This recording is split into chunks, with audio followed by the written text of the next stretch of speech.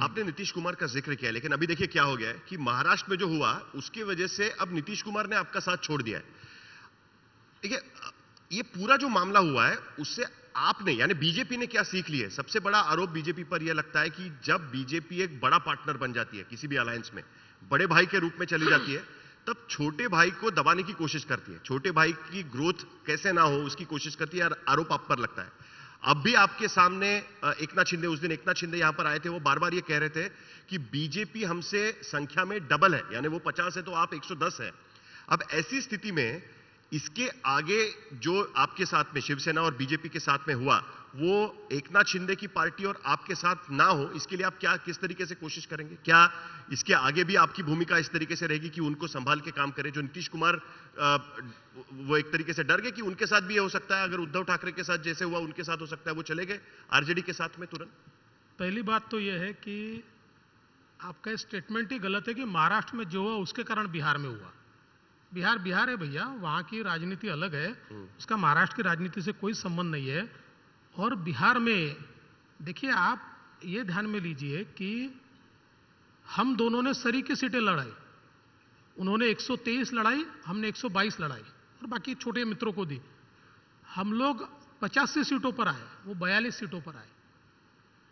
वो बड़े भाई थे, हाँ, जो 40 42 45 जो भी होगा उतनी सीटों पर आया, वो बड़े भाई थे। लोगों ने उनको छोटा भाई बनाया, हमने नहीं बनाया। वो तो हमसे एक सीट ज्यादा लड़े थे, बावजूद उसके, क्योंकि वहां सारे निगोशिएशन में मैं था, आप इंचार्ज थे? हाँ, मैं था। और उसके बाद मुझे आज भी वो पल याद है, नीतीश जी ने ये हमको कहा, मैं झूठ नहीं बोलूंगा, नीतीश जी ने कहा कि देखिए हमारे तो कम आए हैं, तो आप लोग फैसला लीजिए कि आपको क्या करना है। उस समय माननीय हमारे प्रधानमंत्री जी ने स्पष्ट रूप से कहा नीतीश जी को कि देखिए नीतीश जी, हमने मिलकर यह घोषणा की है कि आप हमारे मुख्यमंत्री पद के उम्मीदवार होंगे। हमने ये नहीं कहा कि जिसके ज्यादा आएंगे उसकी होगी या आपके कम आएंगे तो हमारा होगा। हमने जब यह घोषणा की कि आप मुख्यमंत्री पद के उम्मीदवार हो, तब आपके कम आए या ज्यादा आए, मुख्यमंत्री आप ही बनेंगे। और नीतीश जी को हमने मुख्यमंत्री बनाया।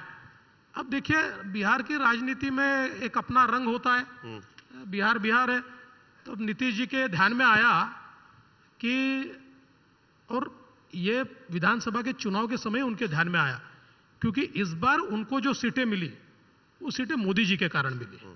मोदी जी का जो एक वहां पर उनके प्रति एक सकारात्मकता जो बिहार में थी, मैं खुद देखता था कि गांव-गांव में जाने के बाद लोग मोदी जी का नाम लेते थे। और एक मैं ऐसा मानता हूं कि बहुत एंटी इनकम्बेंसी नीतीश जी की पार्टी फेस कर रही थी, लेकिन चूंकि मोदी जी के साथ वो थे, इसलिए वो इतनी सीटें उनको मिली। तो उनके ध्यान में आया कि अब लोग धीरे धीरे बिहार के बीजेपी की ओर शिफ्ट हो रहे हैं, तो बीजेपी को रोकने के लिए वो आरजेडी के साथ चले गए। लेकिन बीजेपी रुकेगी नहीं। मैं आज आपको बता देता हूं, बिहार में मैं रहकर आया हूं, आप देख लेना, बिहार में भारतीय जनता पार्टी लोकसभा में चमत्कार करेगी, चमत्कार। लेकिन आपने यहां पर जब विपक्ष में आप थे, विपक्ष नेता विपक्ष के तौर पर थे, तब आप ये बार बार कह रहे थे कि हमारा मैंडेट है, हमको ये करना है कि अपने बलबूते पर हम महाराष्ट्र में सरकार है। आपका ये सपना रहा है हमेशा से, लेकिन उसके बावजूद आपने अभी पार्टनर आपके साथ में रखा हुआ है। अब उसके वजह से होगा ये कि शिंदे जी तो कह रहे हैं कि अब इसके बाद में सारे जो चुनाव होंगे वो आप एक साथ गठबंधन में फाइट करेंगे, तो अब आपके अपने बलबूते पर सरकार आने का तो सपना नहीं पूरा हो पाएगा। ऐसा है कि ऐसी कौन सी पार्टी है जो ये नहीं चाहती कि अपने बलबूते पर चुन कर आए? सारी पार्टियां ये चाहती है, लेकिन एक पॉलिटिकल रियलिटी भी होती है। अपनी शक्ति को बढ़ाते जाना ये हर पार्टी का उद्देश्य होता है। कोई भी पार्टी दूसरी पार्टी को साथ में लेकर जिंदगी भर नहीं चलना चाहती, लेकिन आज की पॉलिटिकल रियलिटी ये है कि शिंदे जी की जो बाळासाहेबांची शिवसेना है उसको साथ में लेकर ही हमको आगे बढ़ना है।